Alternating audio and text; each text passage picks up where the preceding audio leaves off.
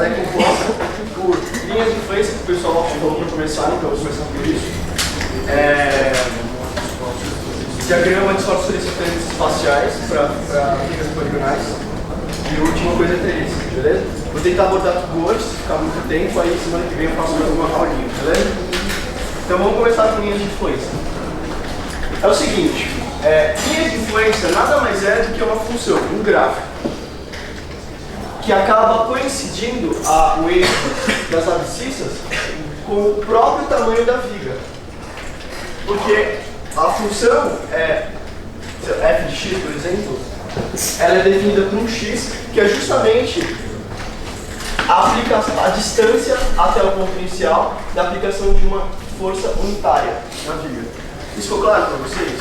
Em outras palavras, a gente tem uma força unitária caminhando sobre a viga e a distância que ela já percorreu é x. Ou qualquer variável que vocês queiram usar, eu uso x. Beleza? A partir disso, a gente consegue traçar quaisquer f de x que são respostas estruturais da minha viga. Por exemplo, uma das mais simples, reações de apoio, certo? Baseado na posição da aplicação da força unitária, a gente consegue achar as equações de equilíbrio e aí a gente tem uma expressão em função de x para a reação em A ou para a reação em B ou mais um monte de coisa. Essas que eu acabei de falar, as reações de apoio, elas são as mais simples, as mais fáceis e não são muito... elas não ajudam muito para resolver o exercício, elas não são interessantes. As que são mais interessantes são as dos esforços solicitantes. Então, uma vez que eu conseguir definir quais são as reações de apoio, em outras palavras, quais são todos os carregamentos que estão agindo sobre a minha estrutura, e assim que eu escolho uma seção transversal, eu consigo descobrir quais são quaisquer esforços solicitantes para aquela seção transversal, uma vez que eu tenho uma seção para todos os carregamentos. Isso ficou claro? Tudo bem? Tá. Bom, basicamente é isso. Elas têm um propósito teórico, tem um porquê da gente fazer isso, a gente não calcula à toa a linha de influência. O objetivo não é só chegar nos momentos seletores possíveis por uma seção, não, isso é mais profundo. Só que eu não sei se eu consigo explicar agora, então eu vou resolver o exercício, no final do exercício eu vou retomar e vou ver se vocês conseguem se acompanharem, tudo bem? Beleza, então esse exercício, essa prova de 1999, ela pediu duas coisas. A primeira delas é para a gente desenhar, isso aqui é um códigozinho que vocês têm que saber, tá? Linha de influência, isso aí é constante. Isso aqui é o que ele quer, nesse caso é o momento fletor na seção S, que é isso aqui. Beleza? Então é isso que ele pediu para a gente fazer. Desenha as linhas de influência da seção S. O item B, que é o que eu estava falando para vocês, que é o mais interessante de se fazer, que é calcular algumas propriedades interessantes da estrutura. Por exemplo, qual é o máximo momento fletor que ela vai estar submetida quando tiver não só o peso próprio, mas também a carga de multidão, ou então um trem típico, tá? Mais pra frente eu falo desses caras aqui. Por enquanto, eu vou só definir isso, beleza? Então vamos começar. Primeira coisa que a gente tem que fazer é, a partir desse desenho, achar quais são as reações de apoio. Então, para isso, a gente vai aplicar as equações de equilíbrio. E é claro que tudo vai ser em função de x. Então, eu vou escrever aqui um F1 e um F2, representando as minhas reações de apoio. E eu sei, por equilíbrio, que F1 mais F2 tem que ser igual a 1. Certo? Então, F1 mais F2 igual a 1. E agora, vocês podem escolher qualquer ponto que vocês quiserem para calcular o momento. Eu escolhi o ponto A, que é a minha série direto, então F2 vezes, eu esqueci de colocar as dimensões, foi mal. Aqui é 6 metros, aqui é 2 metros, aqui eu acho que é 4.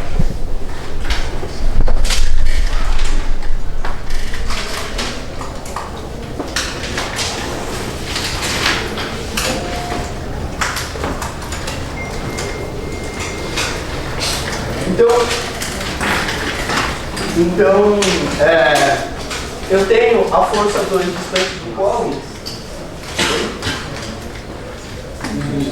3. Ah, você está perguntando? Sim. Três. Bem? Bom, então eu tenho a força distante do polo, 9 metros, ela está girando no sentido anti-horário. Então ela é negativa, vezes 9 metros. E aí eu tenho a única força no sentido positivo, que é a unitária, que está distante x do meu polo. Beleza? Então mais x vezes 1 tem que ser igual a 0. Resolvendo esse sistema 2 por 2, eu chego que F2 é igual a x sobre 9 e F1 é igual a 9 menos x sobre 9. Tudo bem? Voltando, repetindo. Essas duas forças são funções de x, elas são expressões cujos valores se dão para cada valor de x, certo? De novo, eu poderia construir um gráfico para isso. Isso nada mais seria do que a linha de influência das seções de apoio. Isso ficou claro? Bom.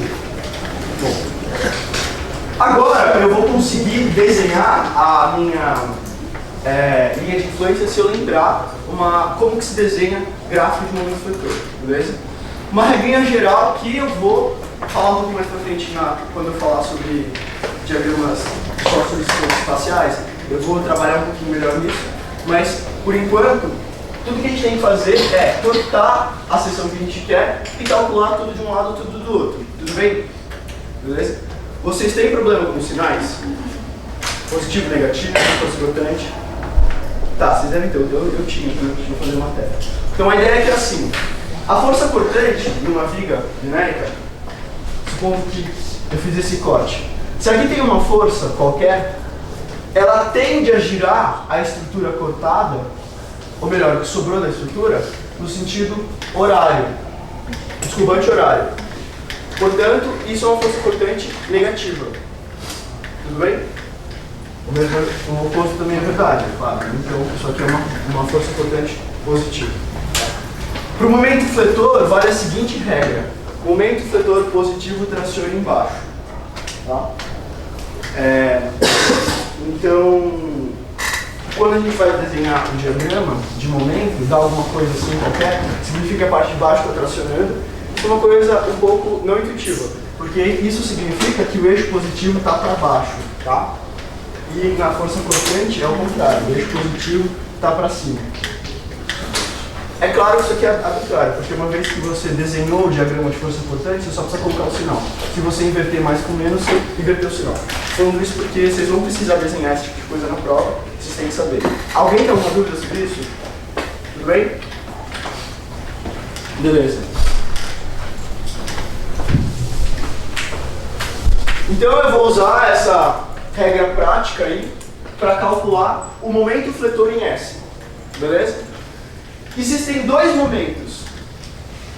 Um em que a força unitária está à esquerda de S e outro em que a força unitária está à direita de S.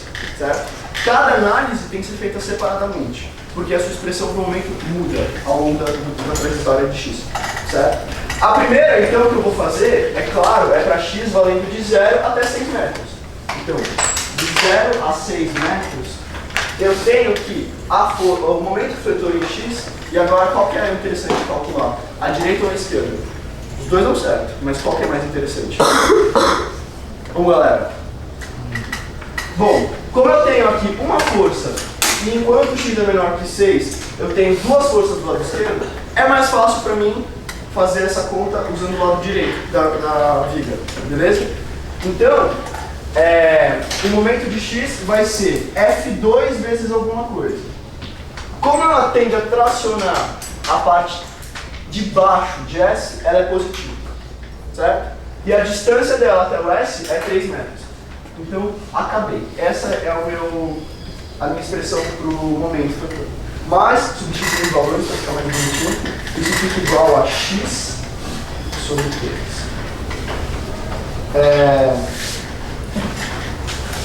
Agora tem que fazer a mesma coisa para o restante da estrutura. Então o segundo momento é quando. O segundo instante é quando x é maior que 6. E agora eu tenho essa configuração aqui, ó.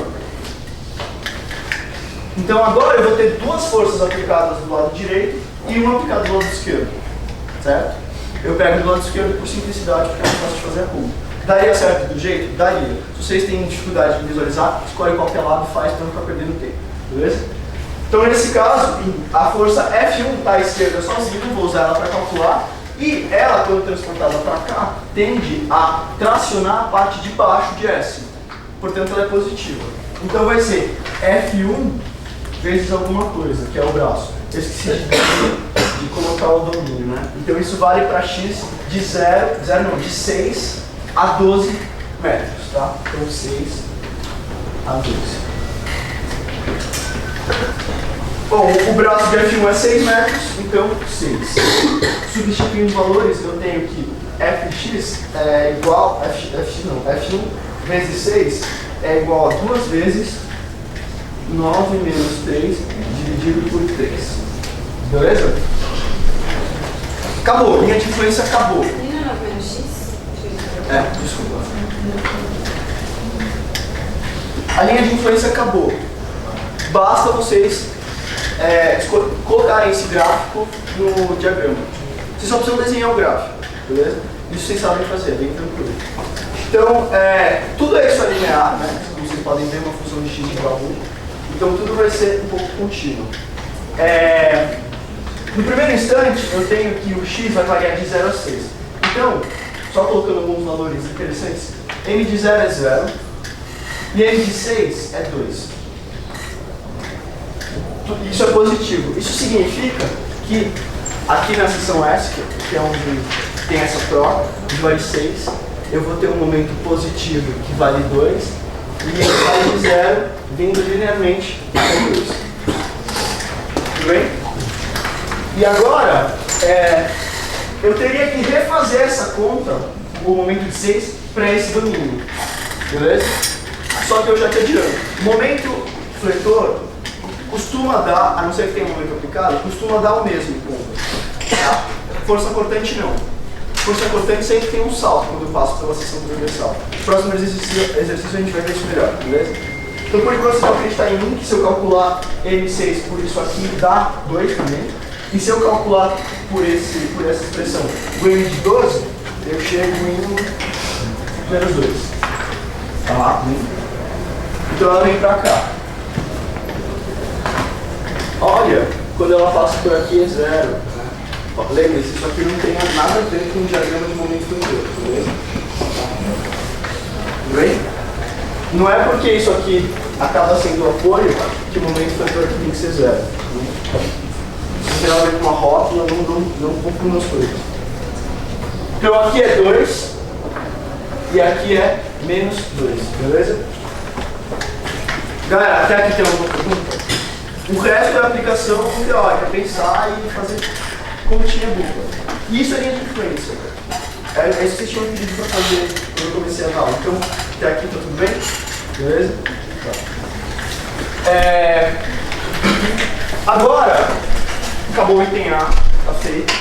Assim você faz a linha de influência. Basta você tirar uma expressão em função de x, projeções de apoio, pensar como que funciona o momento fletor calculado em S, nos dois casos, quando o x é menor do que até o S e maior do que até o S, pegar essas expressões e botar, beleza? Uma vez que a gente tem a linha de influência, agora sim começa a parte interessante dessa matéria. Tá? A ideia é que é o seguinte, vamos revisar o que significa essa linha de influência. Quando a força unitária está aqui, nesse ponto, sei lá, aqui, isso significa que o momento fletor em S vale esse tantinho aqui, que a gente consegue descobrir com o semelhante de triângulo. Tá? Certo? Isso significa que quando a força unitária está aqui, ela vale esse tantinho, e assim por diante. E daí, de que me adianta isso aí? Uma vez que eu sei quais são os caminhamentos sobre a minha estrutura, eu consigo fazer a conta através da soma linear de todas as influências até chegar no momento máximo. Beleza? Isso fez sentido para vocês? Bom, então eu tenho normalmente três coisas acontecendo. Uma é o peso próprio da estrutura. Isso é constante, vocês não mexem nisso. O peso próprio não sai da estrutura, ela sempre tem o mesmo carregamento. No caso, o que eles chamam de G, vale 10 kN por metro. Certo? Então, eu sempre vou ter na estrutura o peso próprio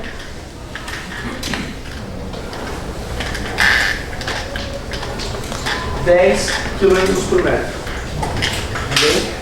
Agora sim começam as minhas escolhas, tá? Ele tinha pedido para eu escolher o momento máximo. O momento máximo é embaixo, tá? Como que eu disponho a minha multidão, que é outro carregamento? Tudo bem? Vocês estão tranquilos? Como que eu disponho a minha multidão na minha estrutura para fazer o caso crítico, onde o momento é máximo? Então, a ideia é que assim, sempre que eu coloco uma carregamento unitário em qualquer ponto de 6 a 9 metros, ele contribui com o momento positivo.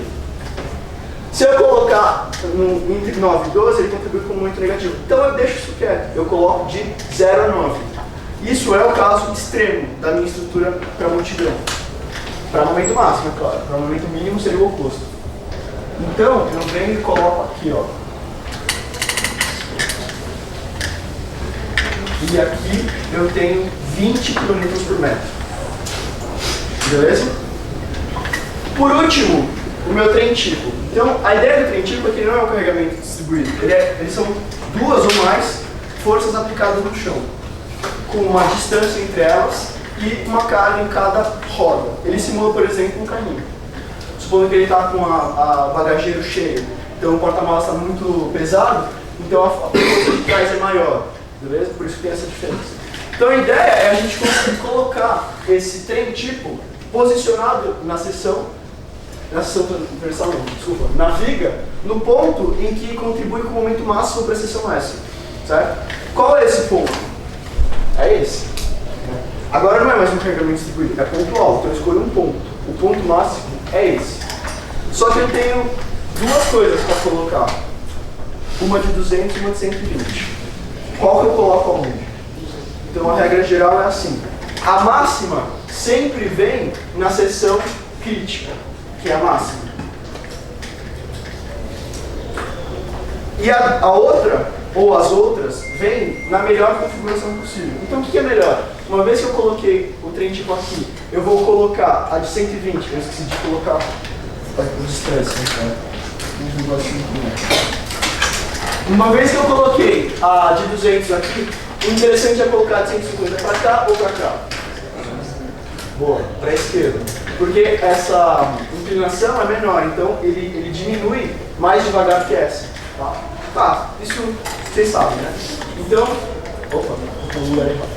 Então aqui está de 500, de 120 e aqui está de 200. Beleza? Não fez sentido? Tá. Então, de novo, a gente calculou a linha de influência, que são as influências de cada ponto onde tem uma carga unitária de cada vírgula, para achar a momento crítico na seção transversal S. Isso só vale para a seção transversal S. E agora, quando ele pedir o momento máximo, a gente vai estar colocando todos os carregamentos que contribuem para isso ficar o maior possível. Beleza? Agora falta calcular. Então agora é outra dificuldade do exercício, tá? A ideia é que assim, um pouquinho aqui, como eu tinha falado, não contribui com esse tanto. Um pouquinho aqui não contribui com esse tanto. Então, se eu somar todos esses pontos e multiplicar, por exemplo, por um carregamento, você concorda que eu vou ter a contribuição do carregamento total distribuído na estrutura? Isso fez sentido? Bom, vou começar a fazer a conta, se tiver algum problema vocês falam. Então, o momento máximo positivo vai ser igual a 10 vezes, que é o carregamento G, vezes uma área de contribuição. Neste caso, é esta área aqui, positiva. Isso vale 9 vezes 2 dividido por 2. Então, 9 vezes 2 dividido por 2. Só que, infelizmente, como o G é constante, eu não posso tirar ele dessa contribuição negativa. Não tem problema, eu subtraio essa área. Então aqui é 3 vezes 2 sobre 2. Deixa eu confirmar se não tem nenhuma estrela.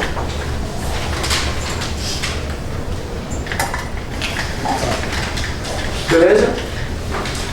Galera, isso aqui é um pouquinho de visualizar a princípio. Alguém tem algum problema com isso? Segundo carregamento que eu tenho é o de 20. Então eu multiplico de 20 pela sua área de contribuição. E agora ele está só carregando essa parte positiva. Então, essa área é 9 vezes 2 dividido por 2. Beleza? Agora eu tenho as forças unitárias para considerar. Então, a ideia é que o carregamento eu multiplico por uma área. Só que a força eu vou multiplicar simplesmente pelo valorzinho aqui da contribuição. Então, nesse caso, 200 está no ponto máximo, que vale 2. E a força de 500 está aqui. Então tem 500 não, 120 está multiplicado por esse braço. Bom, a gente acha isso por trigonometria não, por semelhança de triângulo. Então 2 está para 6, assim como x não, alfa está para 6 menos 1,5. Vem aqui 1,5. Tá? Bom, vocês façam essa conta e isso aqui dá 1,5. Beleza? Bem? Bom, é só colocar essas coisas na calculadora e a gente acha que o momento máximo positivo na seção S é igual a 800 kJ. Beleza, galera? Agora, ele também pediu qual é o momento negativo máximo. Tá? Vocês perceberam que essas linhas que eu fiz não foi por acaso, são bem ilustrativas, tá? É muito fácil, com um diagrama um em cima do outro, você posicionar as coisas. Se na prova vocês desenharem a linha de influência aqui, e aí colocar isso aqui, e aí ficar muito embaixo, ou se tiverem que trocar de página para fazer o próximo, tomem cuidado, porque às vezes a gente acaba errando o ponto de colocar isso, podia ficar muito mais para cá, a gente esquece do valor, tá? Bom, para essa aula eu vou apagar aqui então, e colocar fazer o mínimo, para aproveitar esse espaço. Tudo bem? Vocês já copiaram? Tudo? Não seria que deu um metro aí, não? Seria. Obrigado.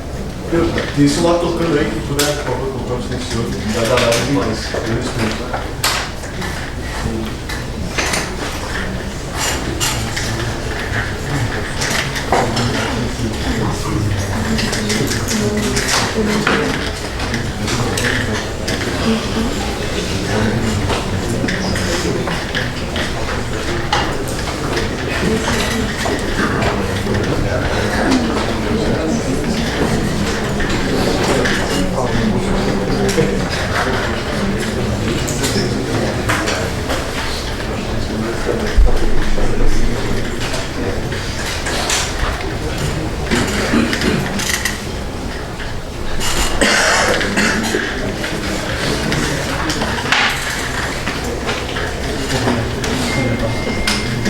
Então, galera, vamos lá. Agora a gente tem que calcular o momento mínimo, ou melhor, o momento negativo máximo. A gente vai ter que fazer exatamente a mesma coisa. A gente considera todas as contribuições que deixam esse valor crítico, pior caso possível, e só faz a conta para isso. Tá? Então a ideia é que eu vou continuar tendo o mesmo carregamento do peso próprio, porque de novo isso é constante, isso não muda. Vale 10. E agora, onde eu aplico o meu carregamento de multidão? A minha carga móvel, sei lá. Então eu vou aplicar apenas o trecho que contribui negativamente para a minha conta. E nesse caso, é esse pouquinho aqui. Tá? Então, eu tenho aqui 20 kg por metro aplicado. E agora eu tenho que dispor do trem tipo na estrutura também de forma a agravar esse valor. Nesse caso, como eu já tinha falado para vocês, eu coloco 200, que é o maior, no máximo. E o outro, de alguma forma, que contribua. Nesse caso é bem claro que o lado esquerdo contribui mais que o lado direito.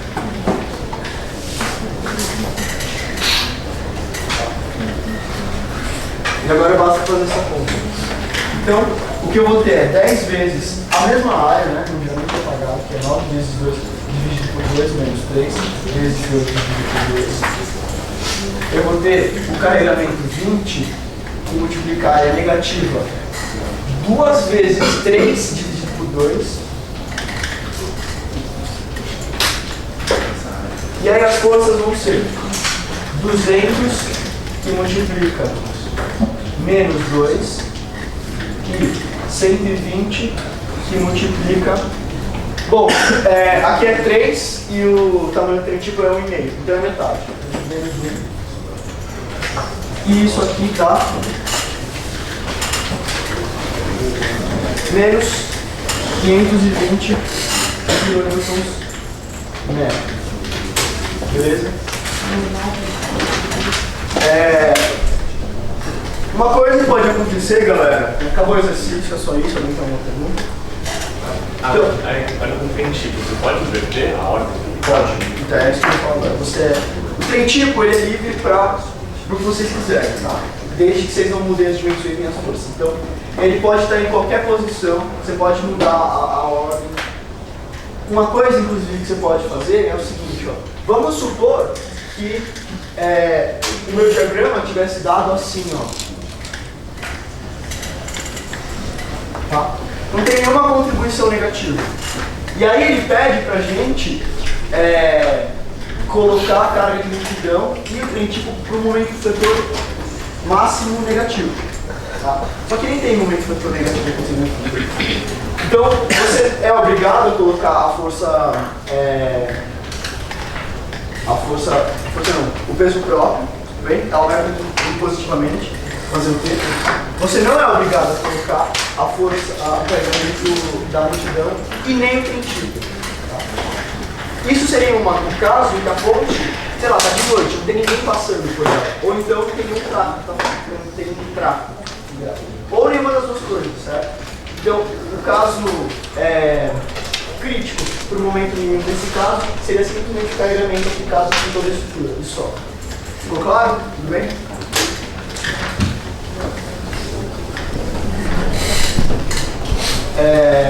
Bom, eu vou passar para o próximo exercício, então, que é um pouquinho mais longo.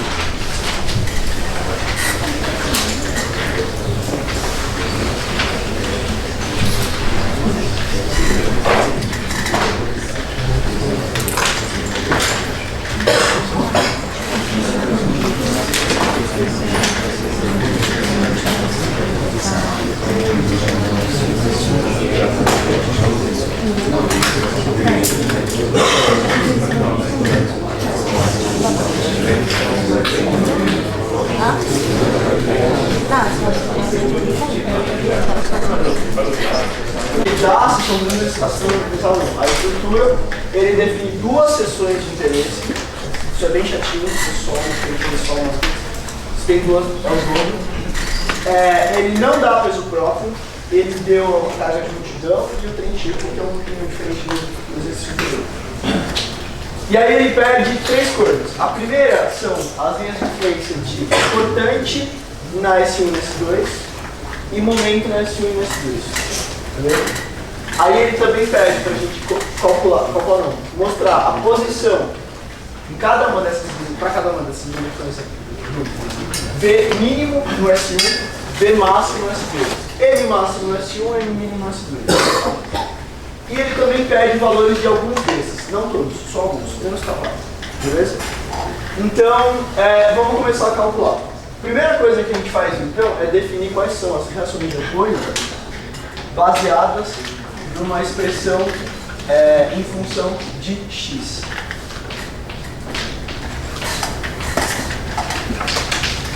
Eu tenho F1 e F2. E, de novo, eu sei que F1 mais F2 tem que ser igual a 1. E fazer, esqueci as dimensões de novo. Aqui é 6 metros, aqui é 2, aqui é 3 e aqui é 1. Então, eu tenho, com o polo no ponto A, eu tenho um momento negativo, porque no sentido anti-horário da força F2.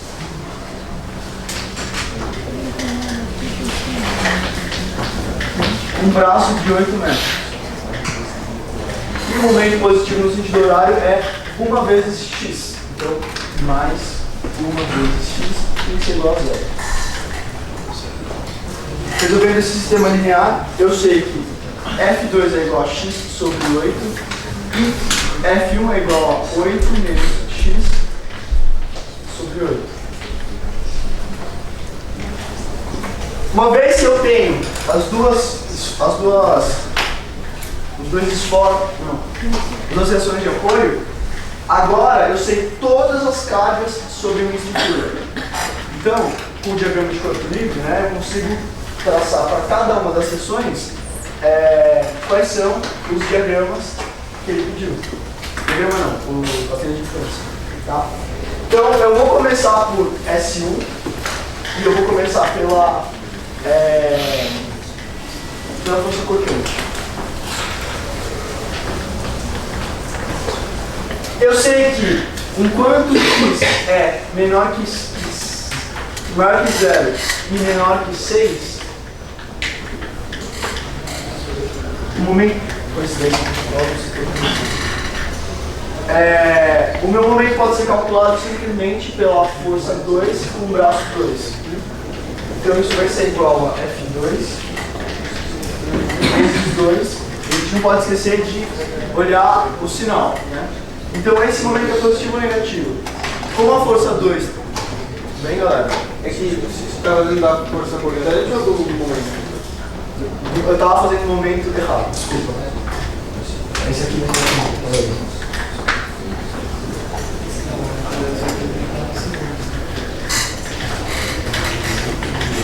Obrigado. Então é só F2, certo? Só que como ela tende a rotacionar a seção transversal no sentido anti-horário, então ela é negativa, beleza?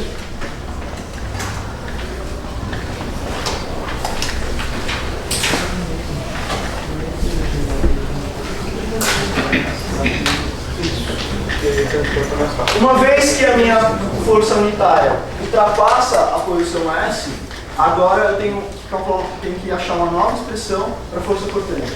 E neste caso, quando a força estiver aqui, o que é mais fácil? Pegar tudo à direita e tudo à esquerda. Então eu vou pegar tudo à esquerda. A força não tende a girar a estrutura no sentido horário, então ela é positiva e vale só F1. Então para 6x entre 6 e 12, ela vale F1. E as expressões estão ali, então isso fica igual a menos x menos 8 sobre 8, isso igual a x sobre 8.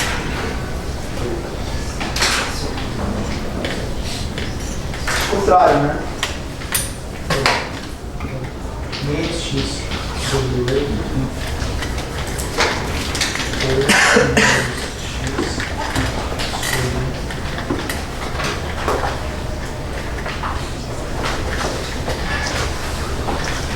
Bom, agora a gente tem as expressões que mostram qual que é a cara do meu diagrama. Basta desenhar.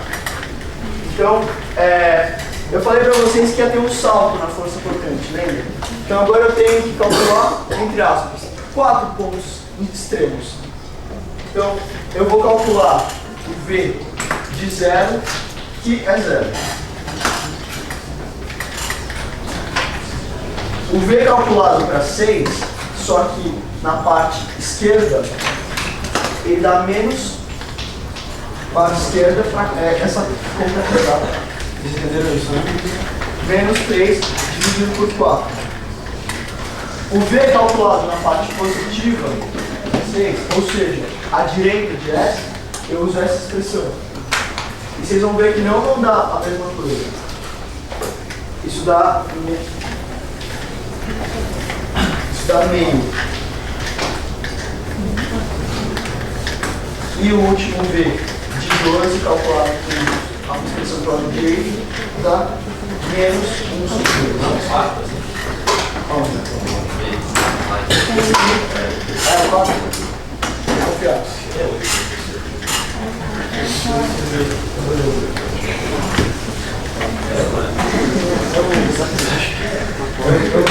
Não chega. Eu subi.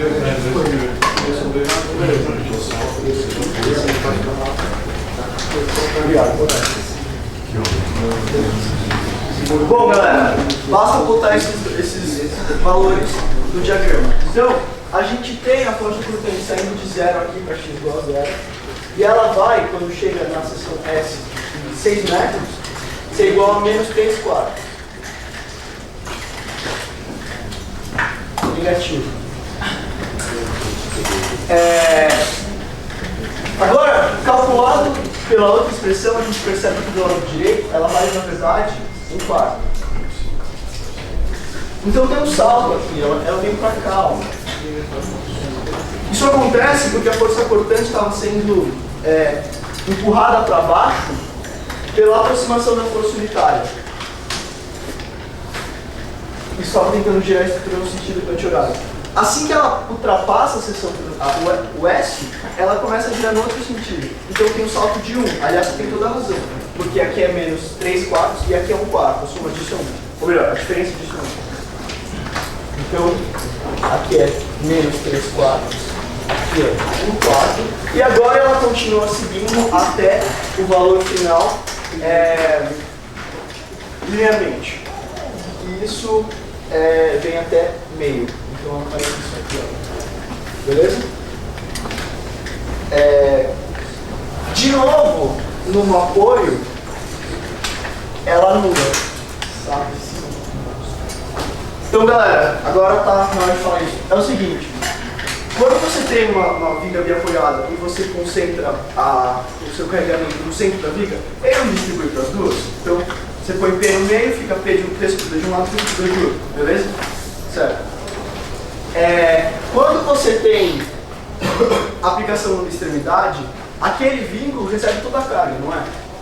Então, se você tem uma viga de comprimento L, um apoio, você coloca uma força em cima do apoio, aquele apoio está distribuindo toda a carga. Então, em nenhuma parte da estrutura tem solicitação. Você não está tendo nada solicitado. Isso não é à toa.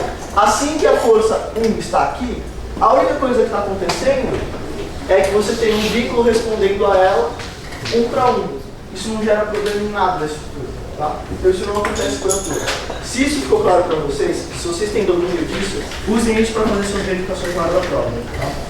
Se não, não deixem isso te confundir. Bom, agora eu já tenho a minha linha de influência, beleza? E aí ele pediu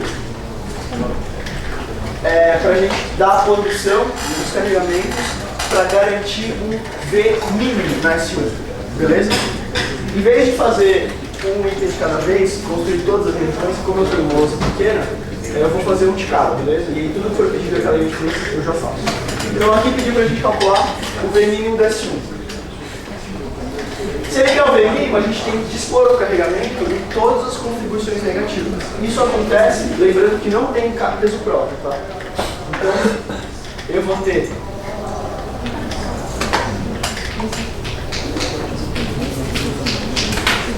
aqui 20 kN por metro aplicado. E para o trem tipo, o que eu vou ter é que colocar ele na seção crítica. Então a seção crítica acontece nesse ponto, menos 3 quartos. E aí eu coloco a outra força para lá ou para cá. Para cá é até positivo. Então vem para cá. Aqui fica 100 e aqui 500. Tudo bem? Esse é o carregamento para V mínimo S1. Beleza? No item 3, ele não pediu para a gente calcular isso aqui. Então, por enquanto, até agora acabou. Ele não tem peso próprio? É isso? Não tem peso próprio. E por que tá 20 ali? Não é 5? É 5. Ah. Eu tava com coisa assim aí. Obrigada. Tome cuidado com isso na prova, tá?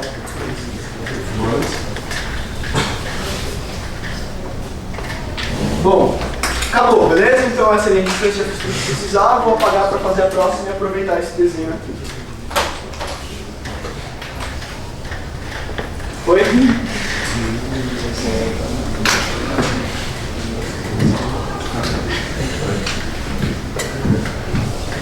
Tá. Eu preciso reescrever minhas expressões expressões de linha de influência, porque eu quero uma influência diferente. Eu preciso mudar minha expressão de equilíbrio? Não precisa. Pode desviar. Isso aí que você estudou agora é a posição para D mínimo para S1, certo? A resposta é essa parada que a gente vai desenhar. Isso é a resposta, você tem que desenhar isso aqui. Tá. Você tem que escrever tipo X, só indica qual que é o que você está fazendo, né? B, 1, S1, 2 pontos. Então eu não preciso refazer as minhas equações de equilíbrio em função de X, mas eu preciso reescrever as da linha de influência. Porque agora eu estou mudando a minha linha de influência. Então agora eu vou fazer a linha de influência para... Ó, eu vou pular, tá? Daqui pra cá. Não, pera. Agora galera, eu vou fazer do momento da S1, tudo bem? Porque eu ainda vou continuar conseguindo essa linha aqui. Então primeiro eu vou fazer de momento, depois eu faço a de cortante nesses dois.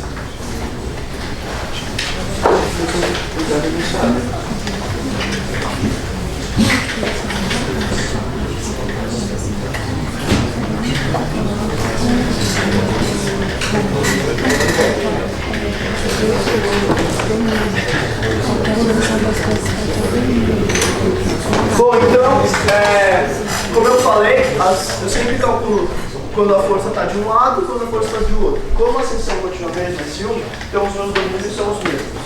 As expressões vão mudar. Primeiro, a carga está à esquerda, então é mais interessante usar F2 para calcular. O braço dela é 2 e ela é positiva porque está só na parte de baixo.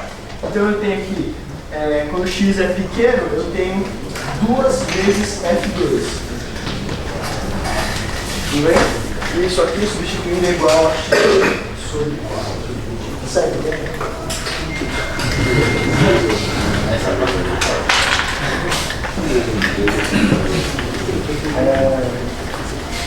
E a segunda parte que eu vou ter mais fácil calcular pela F1. A F1 está distante de 6 metros, ela está acima, traciona a parte de baixo da estrutura. Todo mundo consegue visualizar que ela traciona a parte de baixo da estrutura, tudo bem? Então ela é positiva, F1 vezes 6, e isso é igual a 3 vezes 8 menos x dividido por 4.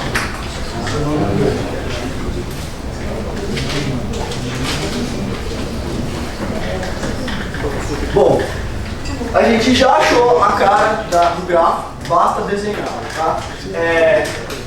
Esse gráfico é um pouquinho mais fácil de desenhar, então eu não vou me apoiar nos pontos críticos, não vou desenhar de qualquer jeito. Então, a gente sai de 0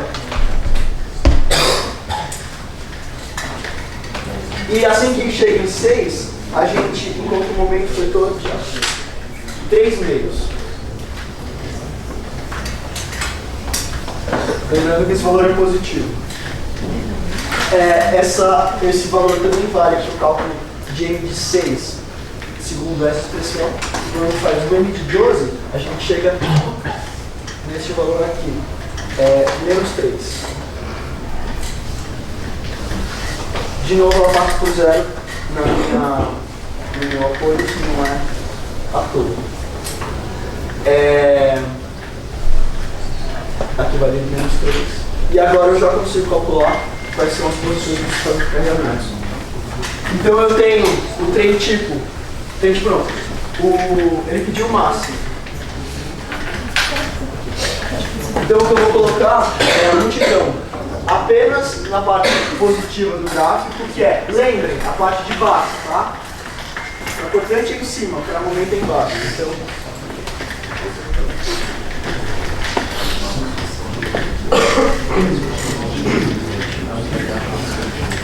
e aí eu posiciono o trem tipo, a parte mais crítica na parte mais crítica correspondente, então, e a parte menos crítica, podem ter duas, tá? Pode ser 3 rodas ao longo do veículo, não é o caso. Então essa de 50 eu vou colocar esquerda ou direita? Esquerda, já entenderam, né? Então aqui, por ser esse triângulo, você calcula como sendo igual a Quem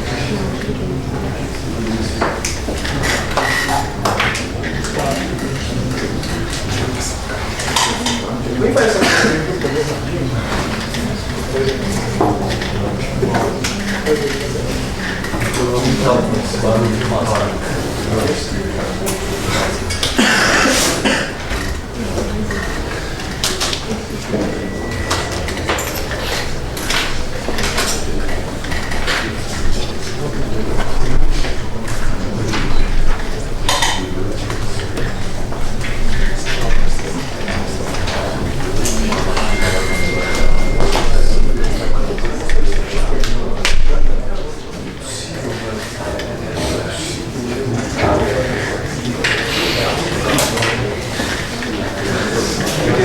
Bom, então esse tamanho é 1,125.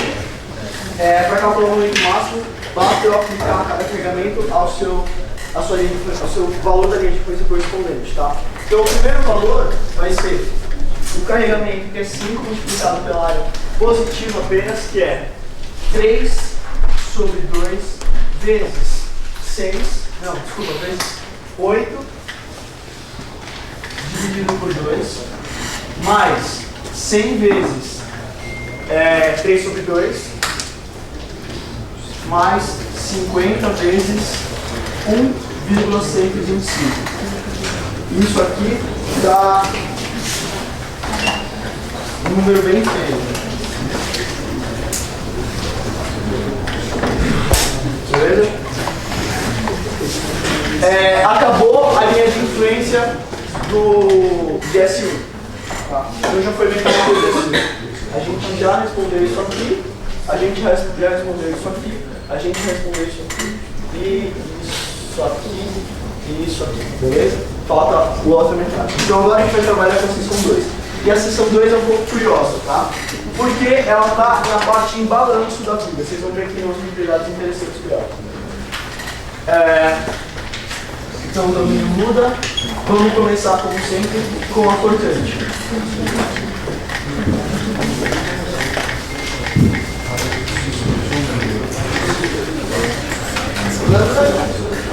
Tudo bem. Quem falou? Eu digo pra você. Obrigado. 100 vezes 1,5 mais 50 vezes 1,125 mais 5 vezes, abre parênteses, 3 sobre 2 vezes 8 sobre 2. 8 sobre 2. 3 vezes 2, 6. 8 sobre 2. Bom, então galera, para esses dois, a gente vai agora calcular a força cortante com um corte aqui, tá? Então tem dois domínios, ou x está antes de 6 mais 2 mais 3, que é 11, ou está depois, beleza? Enquanto x é menor que 11, qual é o lado mais interessante de calcular, da direita ou da esquerda? O da direita, que não tem nada, tá? Isso significa que aquele trecho da cortante não recebe carregamento, ou melhor, aquele trecho da estrutura não recebe carregamento de cortante. Então ele não está resistindo a nada. Por isso que não tem força cortante ali. O material não está sendo solicitado. Então, entre 0 e 11, o V de x é 0. Não tem nada acontecendo ali. Ó, o que você tem é isso aqui. Isso aqui é um diagrama de corpo livre, tá? F1, F2 e uma carga unitária que vale alguma coisa entre 0 e 11. Tudo bem? E aí quando eu fizer o corte aqui, eu posso escolher o que eu calculo, a direita ou a esquerda. Claro que tanto faz, mas nesse caso é muito mais fácil calcular do lado direito. E não tem nada. Qual que é a cortante quando eu calculo daqui pra cá? Zero. Significa que não tem cortante nisso.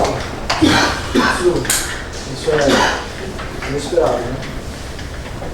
Isso significa, eu já vou dar a resposta de cara, que o gráfico é constante até este ponto.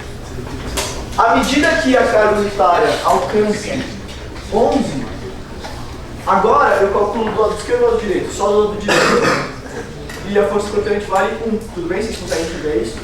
A única força à direita da S2 é a força da carga unitária, que tem valor constante 1. Então, ela vale 1. Ou seja, e ela vale no sentido horário, tá?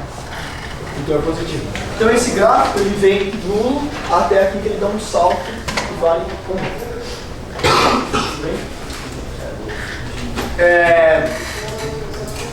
Agora ele também pediu para a gente posicionar as coisas de forma a achar a força cortante máxima nesse 2. E nada mais vai ser do que um carregamentozinho aqui de 20, 5, e eu tenho tipo apoiado em qualquer ponto aqui, né? Porque se eu colocar um de 100 aqui, não tem espaço para colocar os 50. Então quando faz, se está para cá ou para cá, eu vou indicar ele para cá, só que ele cai no zero, então ele não contribui. Então, tudo bem? Agora, vamos ver, galera. Beleza. Ele pediu para a gente calcular VS2 máximo, então vamos calcular. Isso vai ser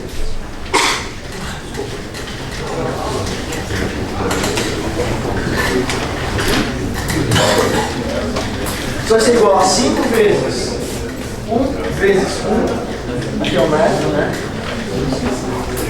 Mais 100 vezes 1, mais nada. Então isso é igual a 105 kN metro. Beleza? Ali você botou 100 na direita. Você tem que maximizar. Então você coloca o 100 num lugar que seja máximo. E como é constante, eu escolho um ponto em que a outra carga estaria aplicada no ponto máximo. Só que não tem como contar a carga de 50 kilonewtons em algum ponto que não seja mínimo. Então como faz? Qualquer ponto que você colocasse o 100 assim ou assim, não faria diferença. Você pode.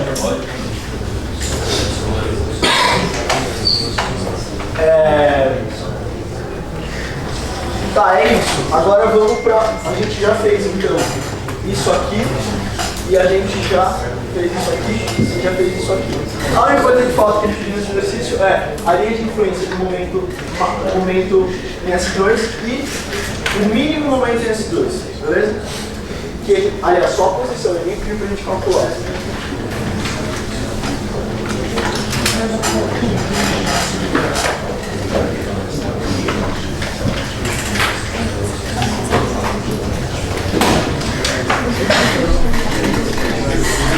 Galera, vamos lá. Enquanto x é menor que 11, a gente não tem momento na estrutura. Porque, de novo, não tem nada direito de S. Então o momento é zero.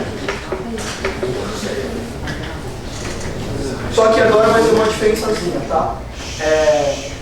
Quando a força unitária estiver depois de 11, a gente vai ter um braçozinho aqui, que é 11 menos x. Não, x menos 11. Então, o momento máximo vai ser tracionando a parte de cima da estrutura, então negativo, uma vez x menos 11. Beleza? Essa é essas são a expressão que me dão momento fletor em S2. Desenhando isso, cara, o gráfico está bem parecida, só que aqui é negativo, mas ainda assim em cima, só que tem essa cara aqui, ele é crescente. O valor máximo é 1 nesse caso. E agora eu tenho que calcular o valor mínimo de S2. Bom, o carregamento vai ser exatamente o mesmo, tá? A gente vai ter 20 aplicado aqui no cantinho, 100 e 50. Beleza? Acabou o exercício. Eu fiz rápido esse trecho, acho que vocês entenderam. Alguém tem alguma pergunta?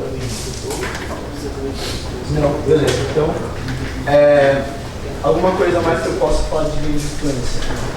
Tem alguns exercícios que eles não dão alguma dimensão do problema. Por exemplo, em vez de ser 6, ele diz A. E aí ele pede para você dizer qual que é o A para que algum momento, em alguma seção máximo, seja tanto. Então esse é um exercício de dimensionamento, tá? Os passos são o mesmo. A diferença é que você vai ter uma evidênciazinha ali e você vai ter que igualar seu momento máximo final, ou mínimo, ou seja lá o que você quiser, a algum valor que é conhecido, que aí você consegue achar. tudo bem? Nada demais, basta você aplicar tudo que você já sabe com uma variável a mais no problema. Fechou? Tá? Eu não achei nenhum exercício interessante lá na prova, então eu fiz fazer isso aí que eu achei bem interessante. A matéria de exponencial é essa. Acabou. Beleza? Então tem que pra vocês enquanto eu preparo a próxima vez. Essa matéria dá abertura para a gente estudar os esforços tridimensionais, beleza? Então, primeira coisa que eu quero discutir é o que é um esforço solicitante. Porque eu, quando fazia zero, não conseguia diferenciar momento fletor de momento angular. Todo mundo tem tranquilidade com isso? Bom, eu acho que não. Vou falar sobre. O momento angular é um momento que gera uma estrutura no sentido de movimentar ela. E ele tem que ser equilibrado por um vínculo para que a estrutura seja estática. Certo?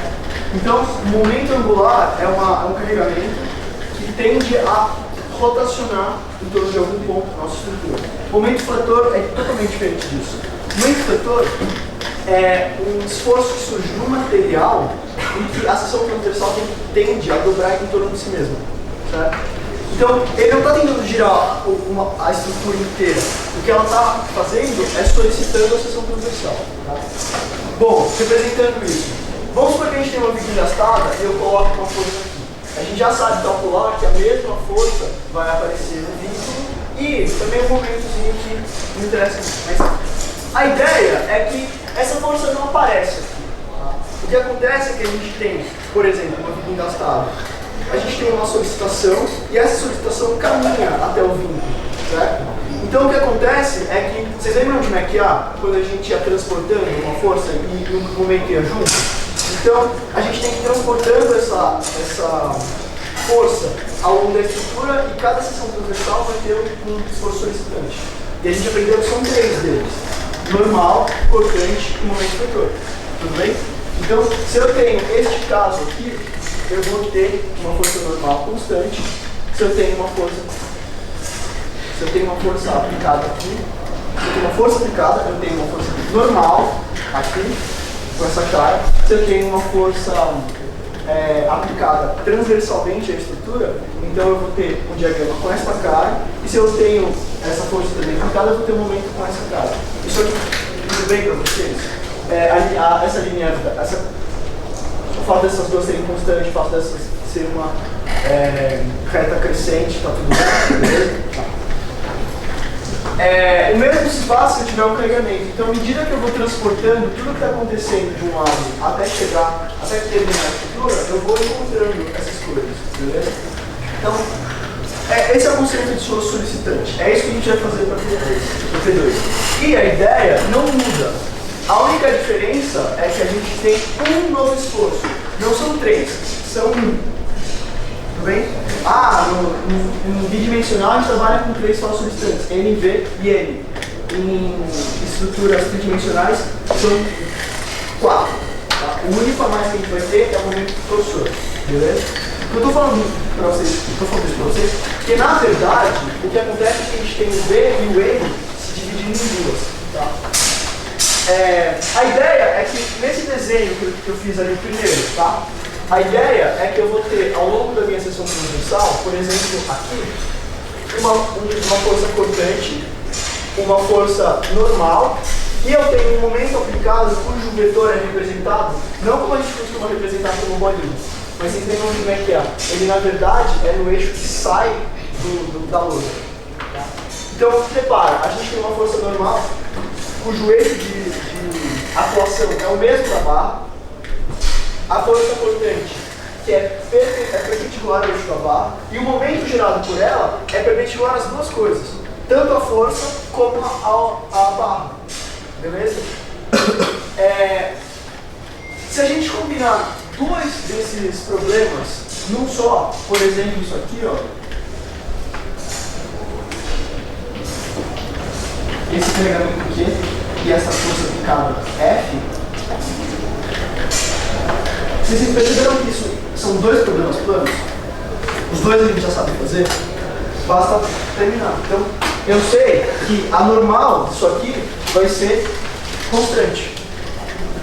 E eu posso desenhar isso em qualquer plano que eu quiser, tá? Porque o normal, ela não depende de um plano que sai da base. Então eu vou escolher desenhar ela no vertical. Ela vale F. E só. Eu não vou me concentrar por enquanto nos sinais, daqui a pouco eu falo dois. A minha força cortante, agora eu tenho duas. Foi exatamente isso que eu estava falando para vocês, certo? Eu tenho uma em cada plano, que se divide no problema, dois problemas tridimensionais. É assim que a gente trabalha com esse tipo de assunto.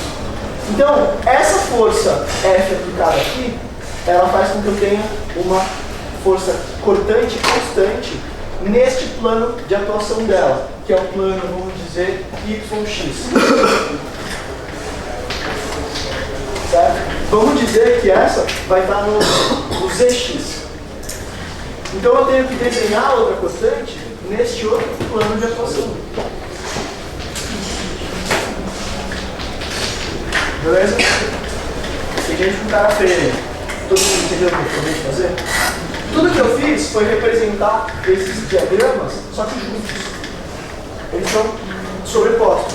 E como a gente está trabalhando em figuras tridimensionais, a gente tem que usar uma perspectiva para fazer isso. Isso é muito difícil na hora da prova, tá? Todo mundo tem problema com esse tipo de desenho, então essa coisa vocês não tem que treinar. Vou ajudar como eu puder. O último diagrama que ficaria é assim. Essa força que gera um momento para cá, crescente, e essa outra gera um momento de grau 2. Até aqui tudo bem, né? Vocês entenderam o que eu fiz. Tá? Então, é isso que eu estou querendo dizer para vocês.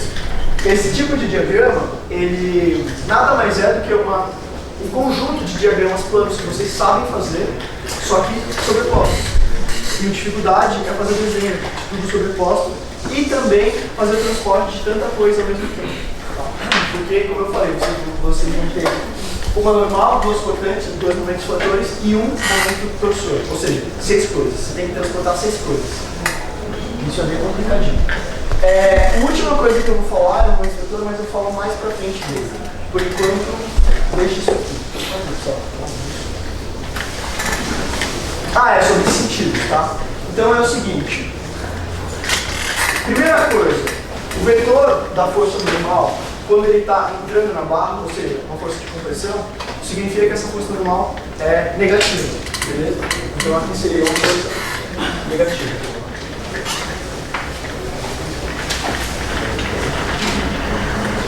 Agora eu vou falar do sentido do momento, vou pular cortante por enquanto. O momento é sempre desenhado numa parte tracionada, tá? Então não importa se seria positivo ou negativo, por isso que a gente nem coloca o sinal. Simplesmente desenha na parte tracionada, beleza? Então, o desenho já está feito na parte tracionada e é isso aí. O da força cortante é um pouquinho menos físico e um pouquinho mais, como chama? Convenção dos sinais. Então a ideia é que a gente sempre considera a rotação que a força cortante causa para a estrutura. Se for no sentido horário positivo, se for no sentido horário negativo. Só que quando a gente entra num tridimensional, em que a gente tem várias listas de cada plano, e qual que é o sentido horário não é uma coisa tão fácil de dizer, isso fica um pouquinho mais difícil de visualizar, beleza?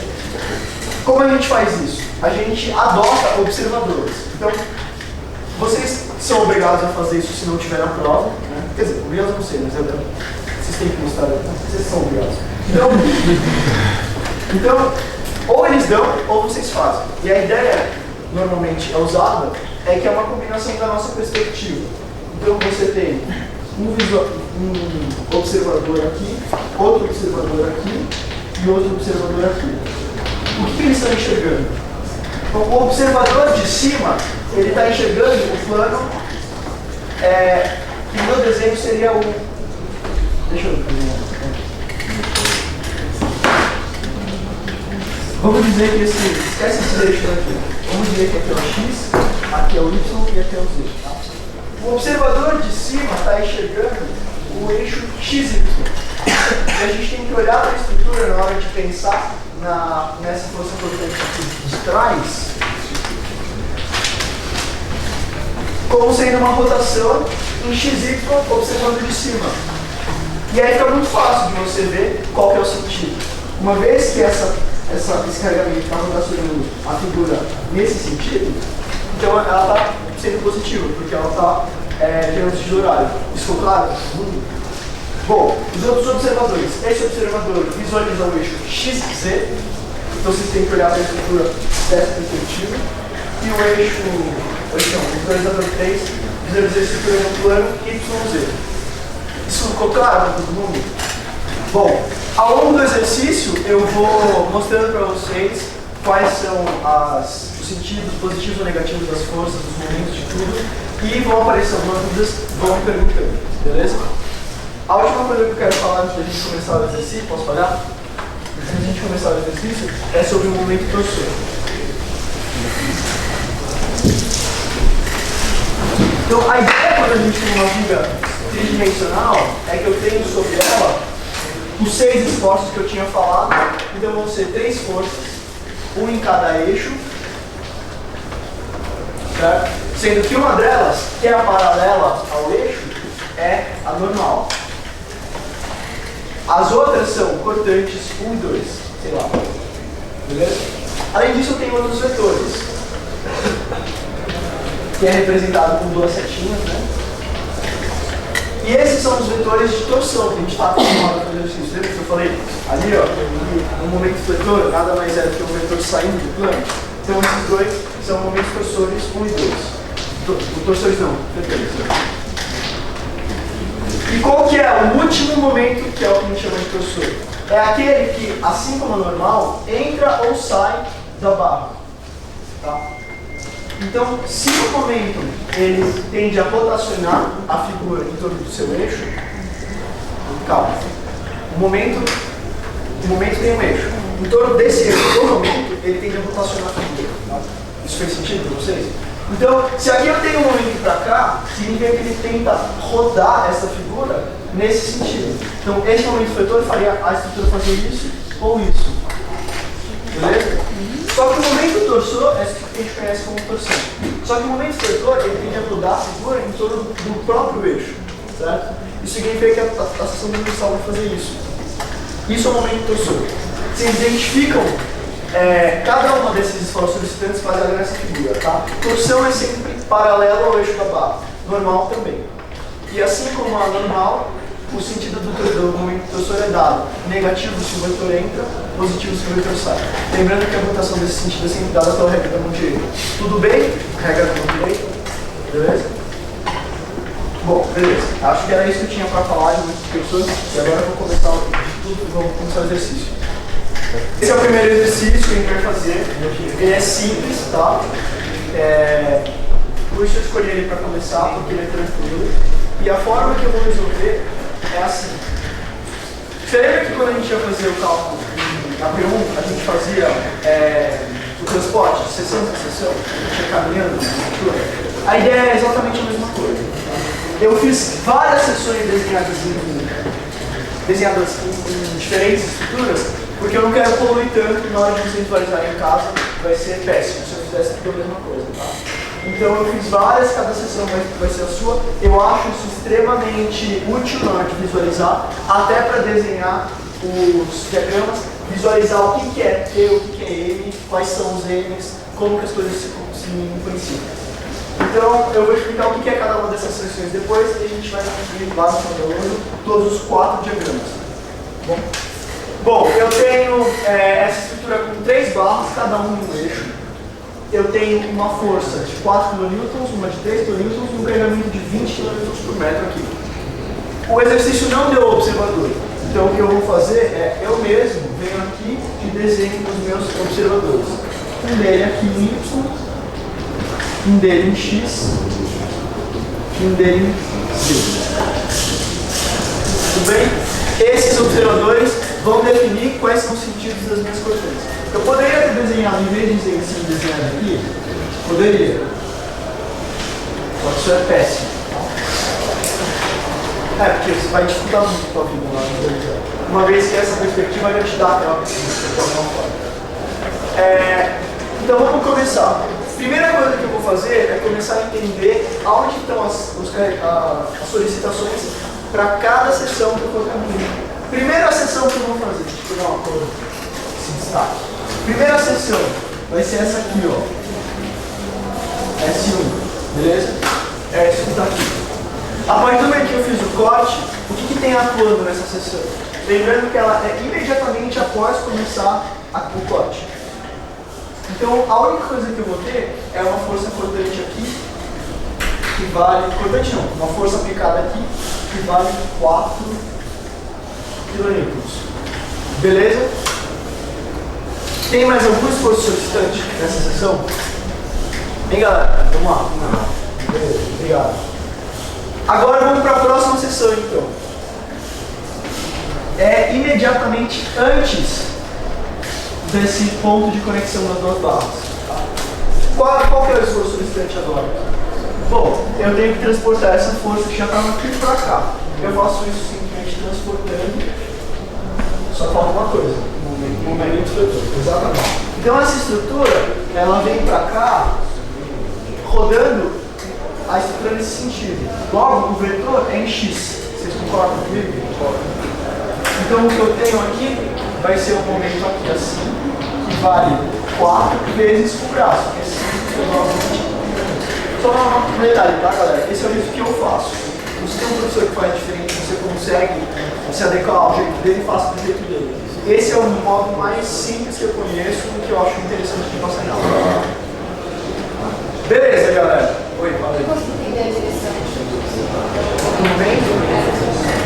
É assim, o vetor momento, ele é um produto vetorial da minha força pelo braço. Não é? O produto vetorial, dois vetores, ele define um plano e o resultado desse produto é um vetor que sai do plano. Não é?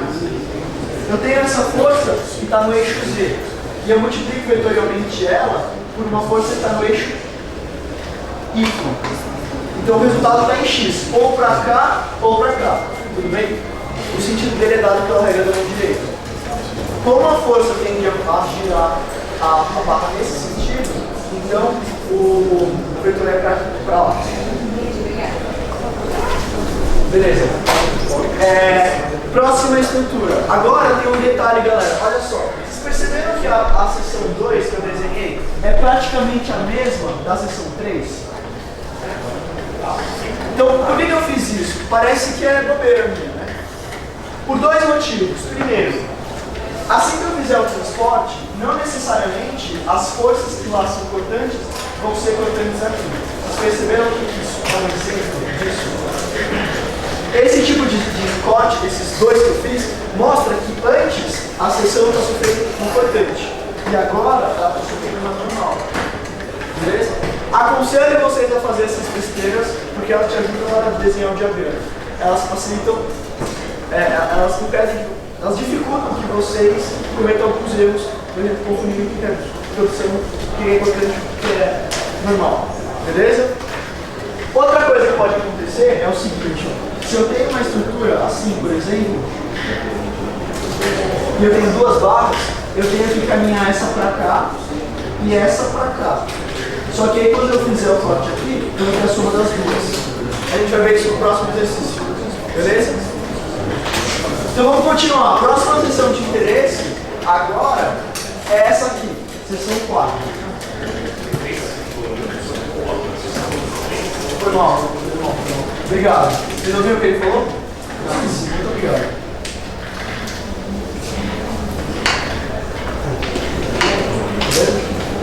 Muito obrigado. Bom, agora a gente precisa fazer o transporte de... galera, ó, só para deixar claro, tá? Reparem que o transporte não é dessa aqui para cá, porque a gente esquece o que a gente passa pela sessão. Foi o que eu acabei de fazer, tá? Então se concentrem nessa figura na hora de fazer aqueles desenhos. Você tem uma força aqui, nesse ponto, para esse projeto você tinha que ter considerado aqui. Tá? Para a próxima sessão, o que eu tenho é fazer o transporte de tudo que está aqui para cima. Então, eu tiro essa barra. Para cá vem uma força normal de 4.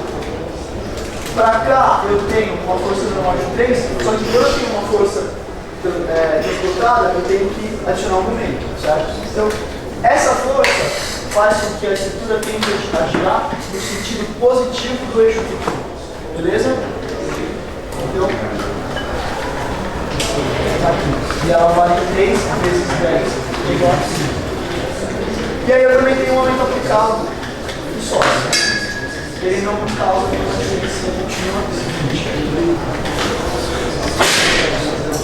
Tudo bem? Agora eu faço a mesma mudança da S4 para S6, para S5. Então, o que era antes o momento vetor vai mudar o que ele é para essa barra. Só desenhando aqui, tem uma força 3, um momento aqui 20, uma força aqui de 4 e uma força aqui, um momento aqui. Galera, acabou de aparecer o momento torsor na figura. Vocês conseguem visualizar isso? O momento torsor ele vai aparecer sempre que você tem uma barra direcional dessa forma, uma barra no eixo, outra barra no eixo e um carregamento no terceiro eixo. Tá? O que essa força está fazendo é tentando trazer essa estrutura para baixo. E nessa barra é uma flexão, mas nessa ela tende a girar a centrifugação. Isso ficou claro? Isso é só para ajudar vocês a visualizarem tudo que está acontecendo. Beleza. Agora a gente vai terminar. Deixa eu ver se você. Então, agora para terminar, eu tenho que passar por essa sessão com carregamento. Então eu tenho que considerar isso. Vamos por partes. Então a primeira coisa que eu tenho aqui é uma força importante. 4. Além disso, eu tenho uma força normal aqui, 3. E agora eu vou ter um momento devido a essa força, a área do. Agora eu vou ter uma força importante devido a esse carregamento, que vai ser a área dele, que é 20 vezes 10. Pois é, galera, absurdo, tá? 20 vezes 10 é 200, comparado com outras forças, é gigante. Tá certo, é assim mesmo, beleza? Eles fizeram isso para confundir. Não tem problema nenhum que tá acontecendo isso. Mas essa força dentro do carregamento também gera um momento. Então, essa força está rodando essa estrutura, esse sentido pela mão direita, então eu sei que vai virar para baixo.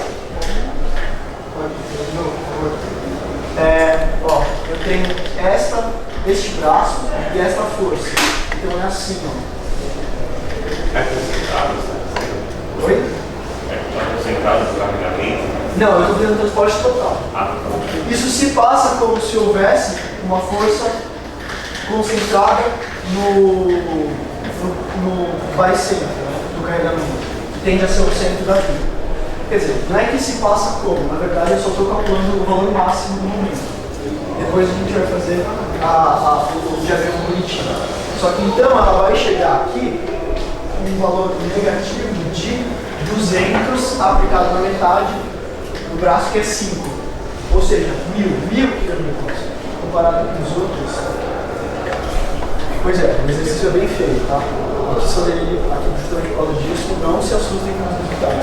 Claro, verifique se você achar que tem alguma coisa errada, mas se você confirma que está certo, bom, além disso, falta um momento. Eu estou esquecendo outra coisa. Aqui também tem um momento de 30 e aqui tem um momento de 20. Beleza? Agora eu tenho meus 6 esforços e eu já terminei a estrutura. A partir desses desenhos, eu consigo desenhar os 4 diagramas que eu quero. Falta um momento do 4, ele vai ser acrescentado agora. Vai, obrigado, desculpa. Vocês viram o que ele falou?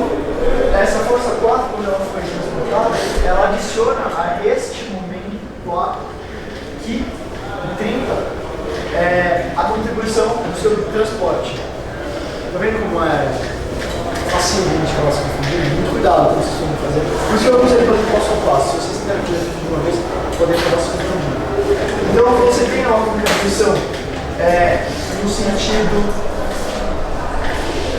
positivo do 30, então ele fica mais 4 vezes 10, que é igual a 70. Obrigado, desculpa aí. Tudo bem aí? Então galera, basta a gente desenhar o diagrama agora, tá? Vamos começar pela barra 1, que é representada por S1 e S2. Eu tenho força normal? Vamos, galera, tem força normal? 0. Tenho força cortante? tem atuando no plano YZ, certo? Então eu desenho ela no plano YZ. Ela começa como 4 e termina como 4. E ela é positiva ou negativa? Beleza. Vamos. Fala aí. Você falou de pegar na última, no S6, fazer um momento no 4. O 4 é essa força inicial. É isso? É.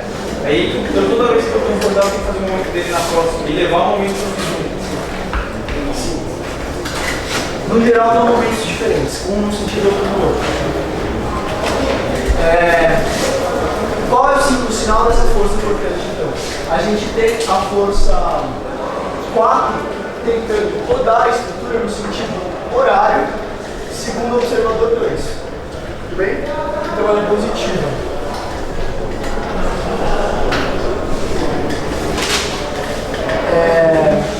A gente tem mais alguma força importante nessa estrutura?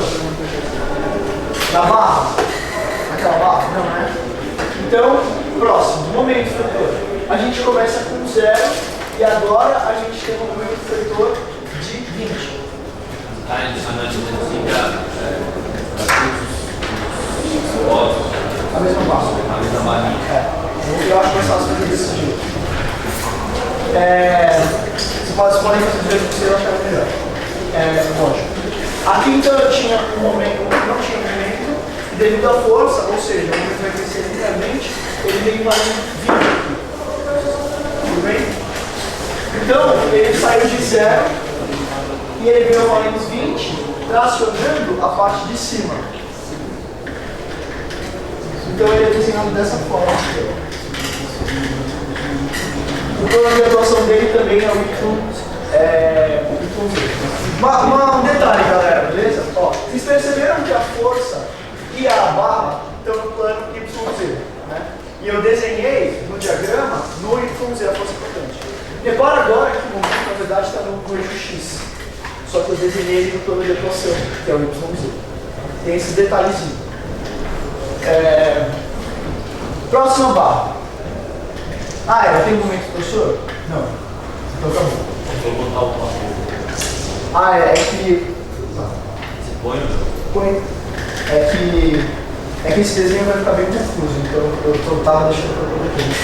Beleza? Bem? Próxima barra, então. Isso aqui é a barra. A primeira barra já foi. A segunda barra, que é a S3 e a S4.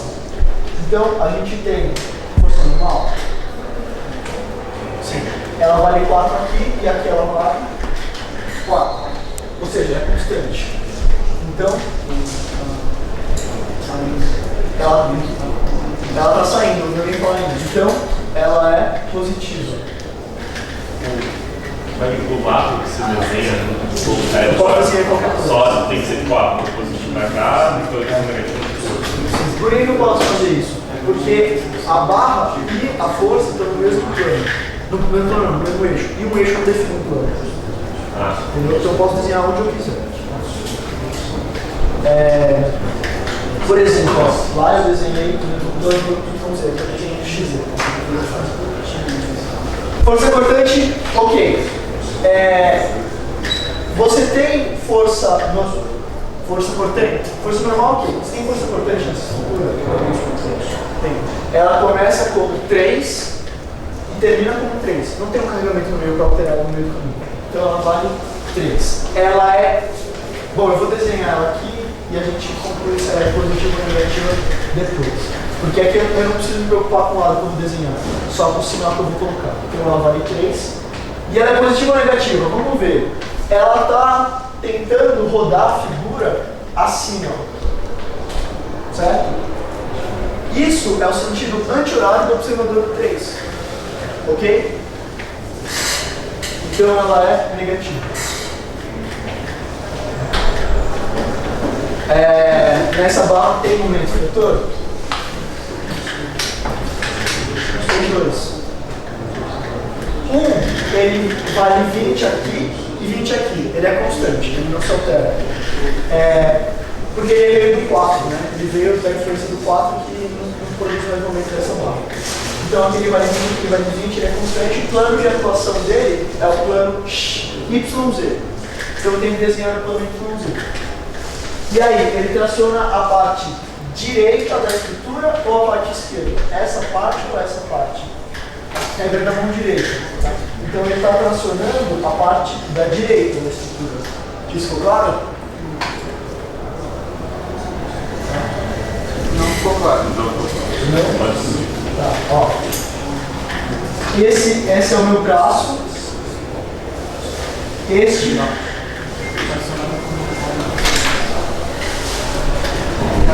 foi errado, né? A gente tem esse momento. A gente tem esse momento aqui, e pela regra da mão direita, a gente percebe que a tendência da barra é encurtar assim, ó. Agora você concorda? Então, vocês podem fazer esse desenho rabiscado na lateral, nem precisa apagar depois, porque é a nossa empresa, e isso facilita a sua visualização de que essa é a parte tracionada. Se essa é a parte tracionada, então nós temos um ponto que vale 20 e chega aqui, também valendo 20. Tudo bem? Só que esse é o único momento infletor na estrutura, nessa barra. Galera, vamos lá. Não. Além dele, tem esse outro momento infletor que vale 30. Vocês identificam os momentos infletores quando eles são perpendiculares ao eixo da barra. Então, ele começa como sendo 0 e vem valendo 30. Ele variou a direção de uma força, portanto, o gráfico é linear. A parte tracionada é a de. Ó, a gente tem essa força, esse braço, e aqui tem um momento surgindo de 30. Então, esse vetor, ele tende a tracionar a parte de dentro da lousa ou de fora da lousa, da barra? Dentro da lousa? Não, o vetor está para cá. Então, a inclinação da barra é assim, ó. Uma sala da lousa. Não dá para desenhar aqui, né? Vocês conseguiram visualizar agora?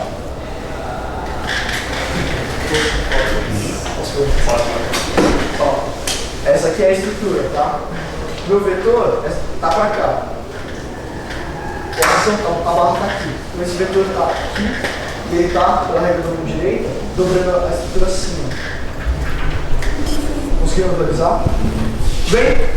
Beleza. Galera, eu sou muito comunicativo, eu preciso de resposta de vocês. É sério. Isso faz toda a diferença. Bom, então a parte tracionada é de fora. De novo, ele vem valendo 0, chega aqui valendo 30.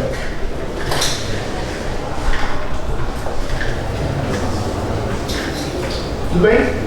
Próxima barra e a última, finalmente. Agora a gente tem tudo acontecendo, então vamos tomar cuidado.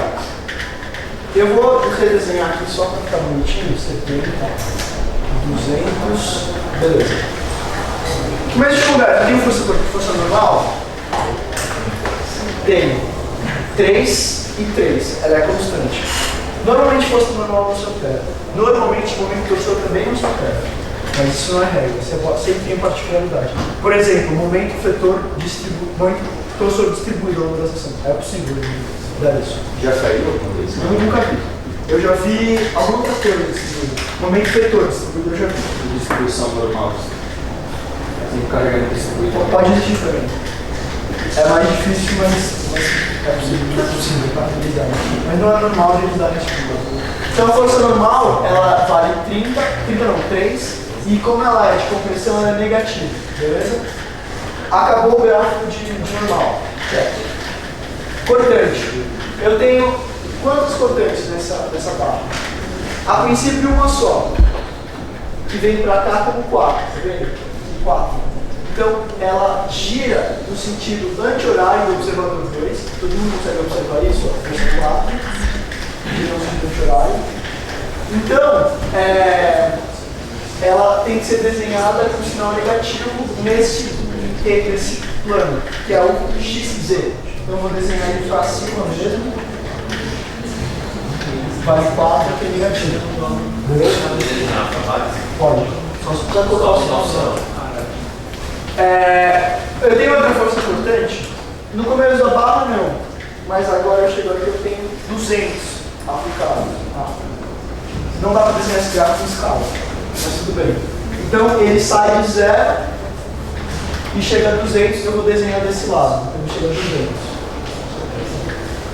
Qual que é o gráfico? Reta, porque é devido ao carregamento distribuído. É força normal integral, aumenta 1 grau, então é uma reta.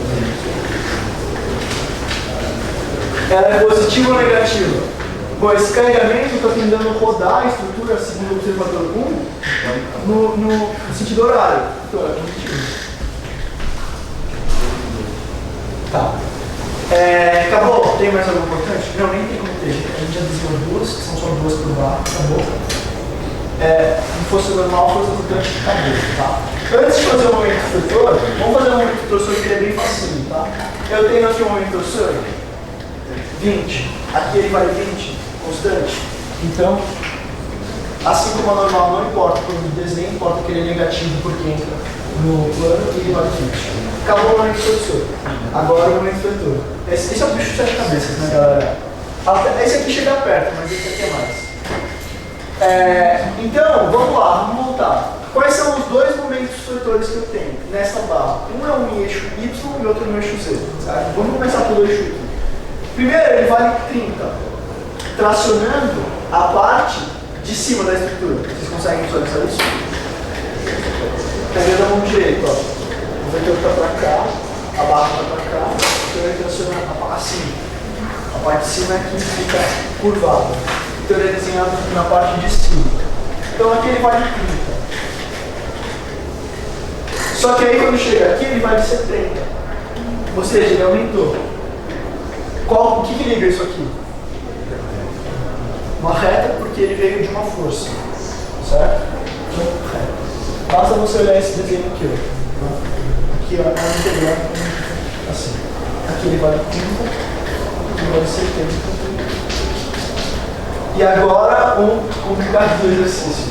Ele o carregamento. Então, esse momento você também pode desenhar na base? não, esse momento é sempre desenhado na parte tracionada. Tanto é que nem Ele está relacionado? Eu consigo visualizar muito bem essa questão de que lado está funcionando aí. é assim, ó, você desenha a barra, indica a direção do vetor. E ele simplesmente aponta o vetor, o seu dedão é o vetor, e o seu pulso é a base que você está considerando. Então, como a gente está caminhando daqui para cá, aqui é o seu pulso. Certo? Então, toma sua mão para cima, a parte sendo tracionada, beleza? Todo mundo entendeu? Tá. Então, o que eu tenho é um momento que sai de 0, não tem nada no vetor no eixo Y. Não, desculpa, agora eu estou falando do eixo Z. Não tem nada no eixo Z de momento e ele chega valendo 1000. Então ele sai de 0 e aqui ele vem valendo 1000. A parte tracionada, pelo mesmo raciocínio, é a parte da direita. Vocês concordam? Pega na mão direita? Então ele vem aqui valendo 1000. Certo? O que liga esses dois pontos? Uma curva de segundo grau. Tá?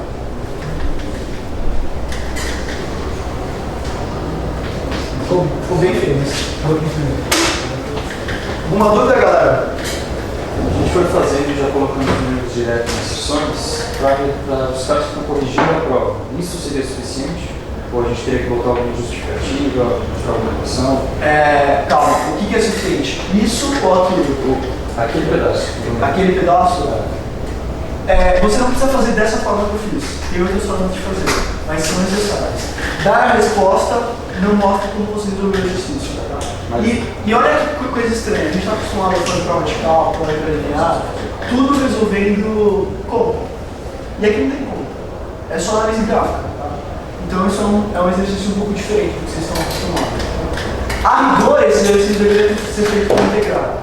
Mas a gente não usa muito integral em R's, porque não é cálculo, E eles não querem que a gente fique resolvendo integral lá, de bobeira. Dá para fazer? Dá. Na P1 funciona? Muito bem. Na P2 funciona? Nossa, vai ter um trabalho enorme. E só fazer dessa forma é uma solução, beleza? Bom, é isso, galera. Eu tenho mais uma matéria para falar, que é de serviços. E o que vocês querem que eu faça? Resolva outro exercício desse, um pouquinho mais difícil, ou comece entrevista? Ou vocês querem ir embora?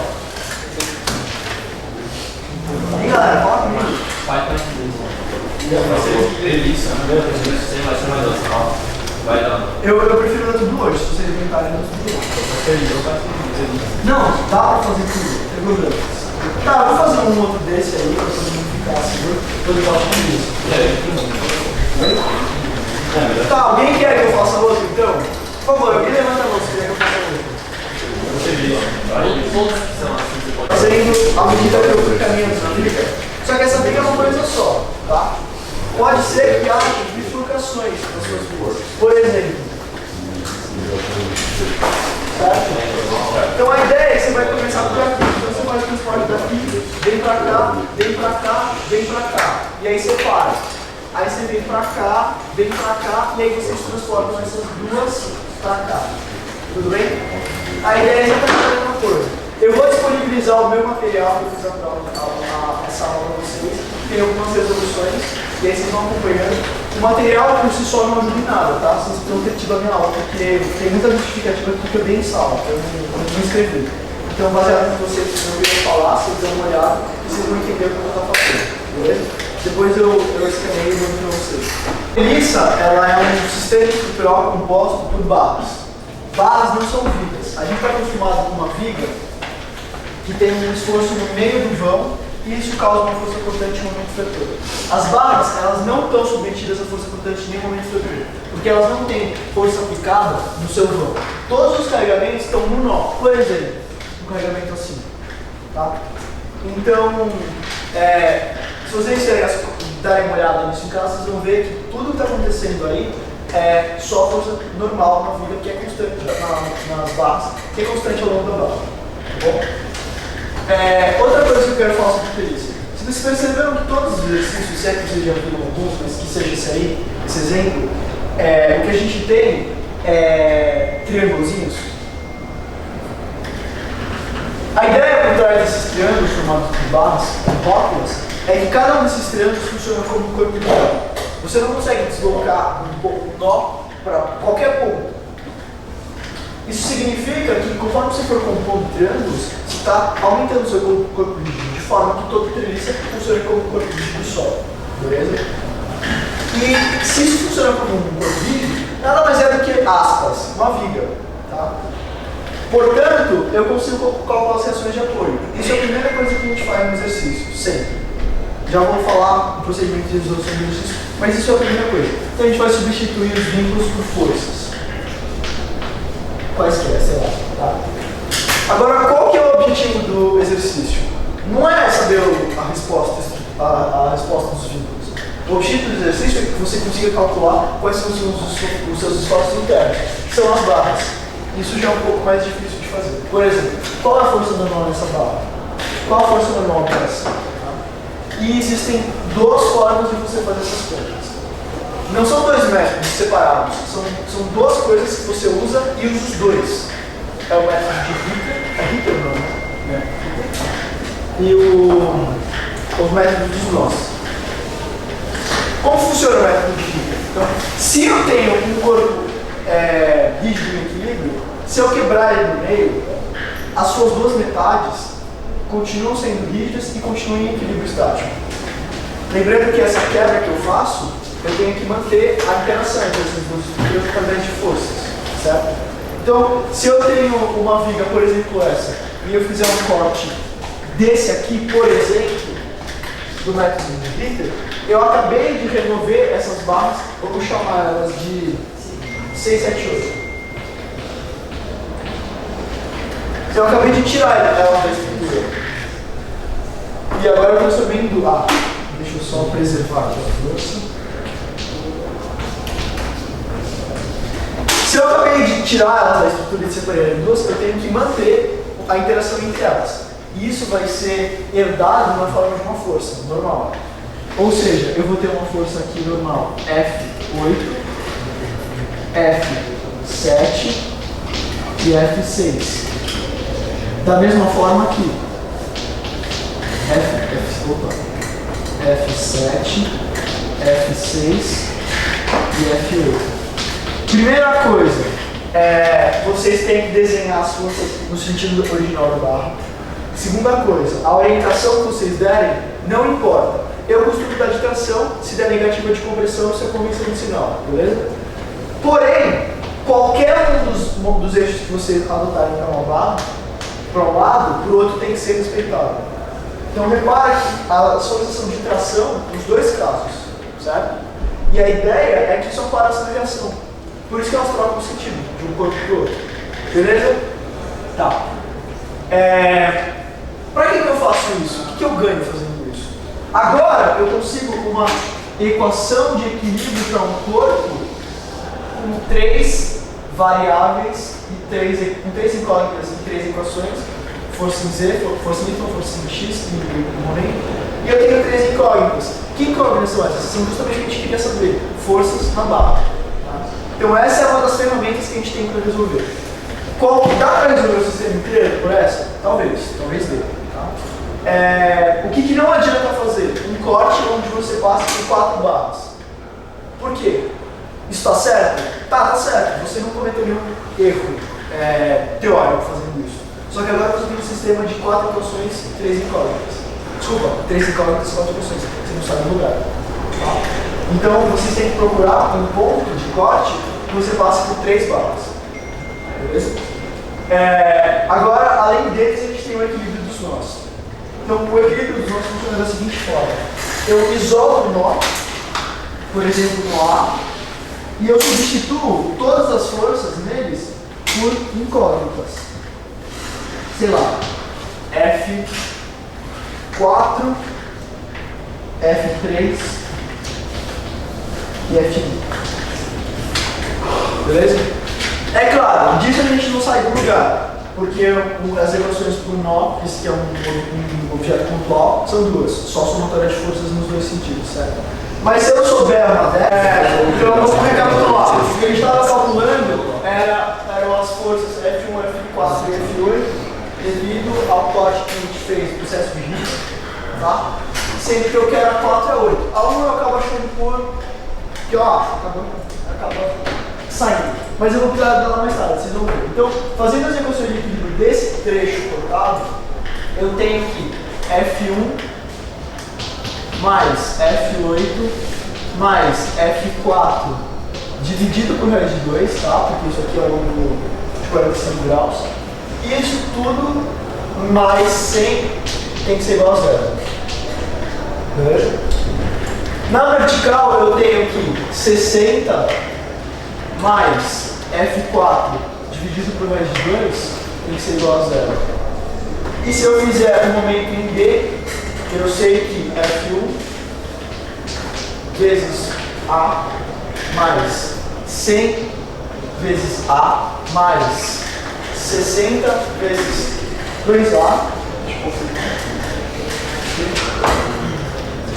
mais 60 vezes 2A tem que ser igual a 0. Resolvendo essa equação, eu chego que, primeira coisa, vou dar a resposta final ali, tá? Então, F8, F3, F4, F8, F18 e F21 e F25. Então o que eu sei é que F4 daquele sistema linear sai como sendo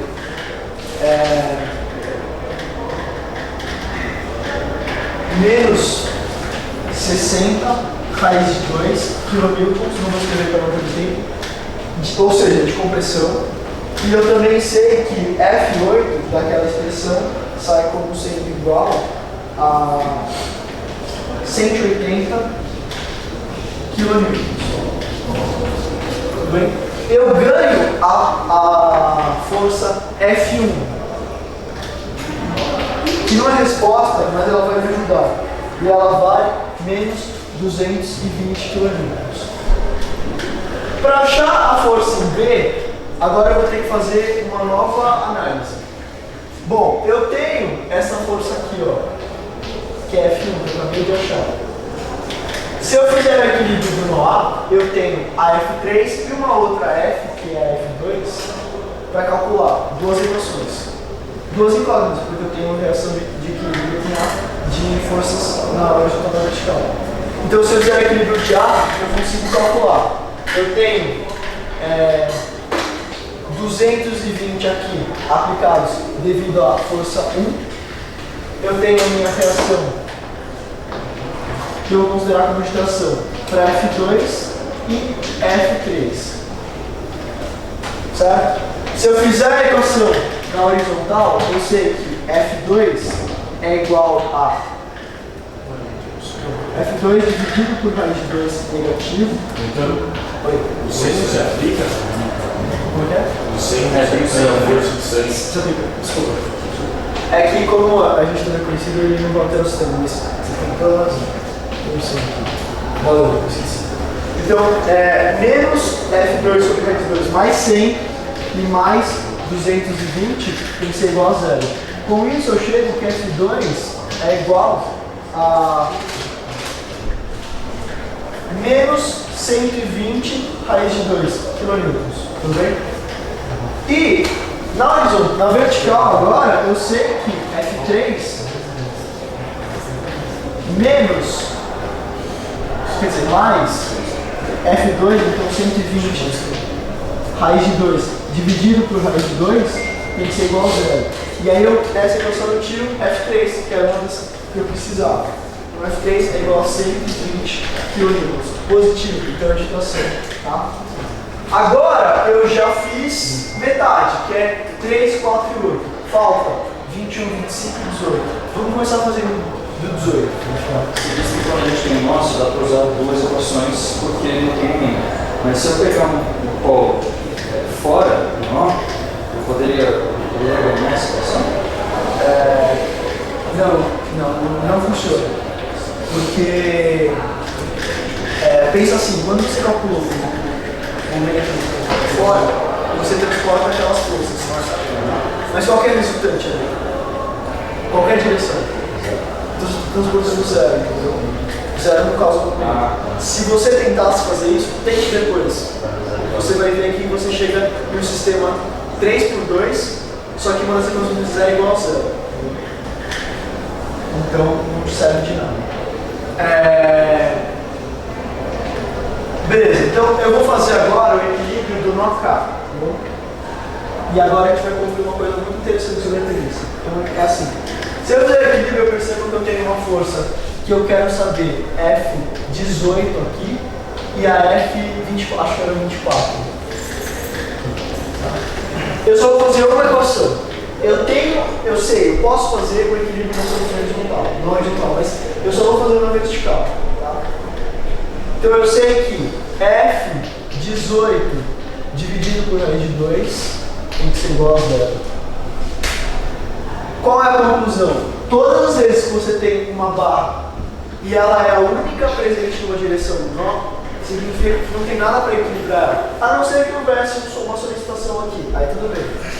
Mas como não tem nada, então essa barra está puxando o nó ou empurrando e não tem mais nada para equilibrar, logo ela tem que ser zero. Isso fez sentido para todo mundo? Então F18 é igual a zero. Essa força estava aí só para você analisar isso. Você olhava isso aqui e você falava F18 é igual a zero.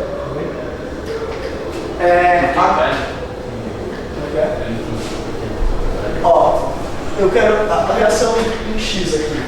Eu tenho F24 mais F18 dividido por raiz de 2 tem que ser igual a zero. Certo? Qual que é a reação em Y? Isso significa que em Y, essa barra é a única naquele nó que tem uma influência nessa direção. Faz sentido que eu falei? Você fala que quando um nó, por exemplo, só uma barra de uma direção, a não ser que tenha uma solicitação, mas como não tem. E agora eu vou fazer o último processo de Ritter para essa barra aqui, ó. Essa barra aqui não. Eu vou fazer esse corte. Olha o que ele quer. 21 e 25. Tá? Eu posso fazer o equilíbrio do nó N? Por enquanto não. porque eu vou ter essas três barras aplicadas que eu não conheço. Se tem duas equações, eu não saio do lugar. Então eu vou fazer esse corte aqui, ó. Tá? Então, o que eu vou ter é uma força 21 aqui, F21. Aí eu vou acabar tendo F22 e F23. Beleza, galera?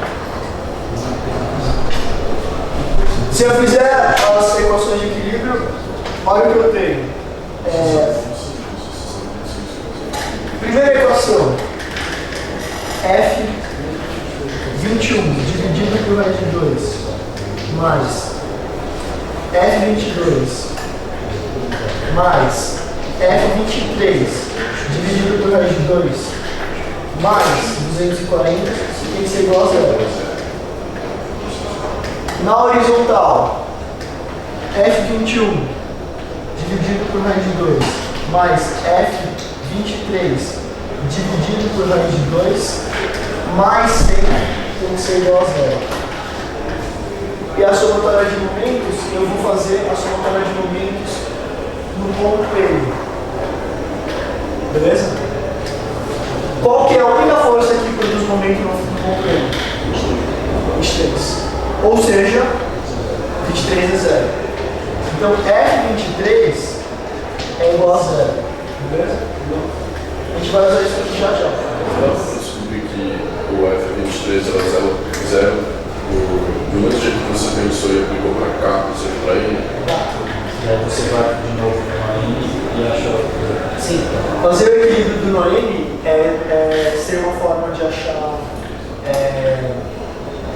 como é que chama?